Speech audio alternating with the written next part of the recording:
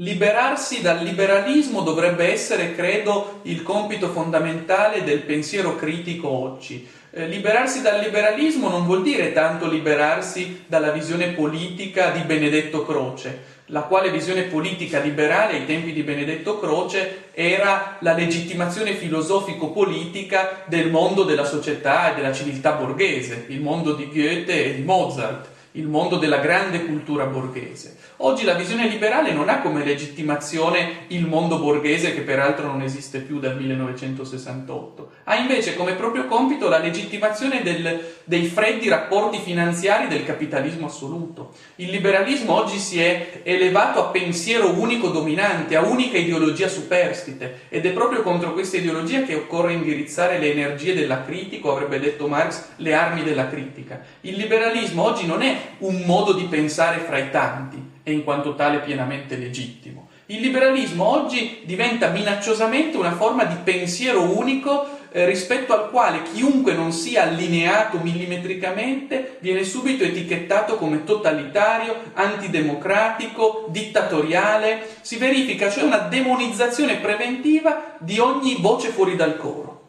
Soltanto il pensiero liberale è legittimato oggi. Chi non si adegua adesso viene subito, ripeto, demonizzato come antiliberale, come antidemocratico, come totalitario, come se appunto fosse possibile in fondo un'unica posizione, quella liberale. Non dimentichiamoci che stiamo vivendo oggi in un'epoca che continuamente elogia il pluralismo ragionevole, come lo chiama John Rawls, ma che in realtà è l'epoca meno pluralistica dell'intera storia umana. Perché oggi il pluralismo non è altro che un finto pluralismo, falsificato, in cui i plurali, le voci plurali in campo, dicono al plurale sempre solo una stessa cosa, cioè predicano continuamente un unico pensiero, frammentandolo in mille voci, che però ripetono sempre solo la stessa cosa, che è la legittimazione integrale dei rapporti di forza, visti come portatori di chance di libertà per l'individuo. Il grande assoluto oggi del pensiero neoliberale è l'individuo privo di legami sociali, l'individuo visto come atomo di potenza che deve essere rispettato nella sua piena individualità. Ora, se questo è, come io credo, in estrema sintesi, il pensiero unico dominante oggi, ebbene, il primo gesto di un pensiero effettivamente critico consisterà nel liberarsi dal liberalismo,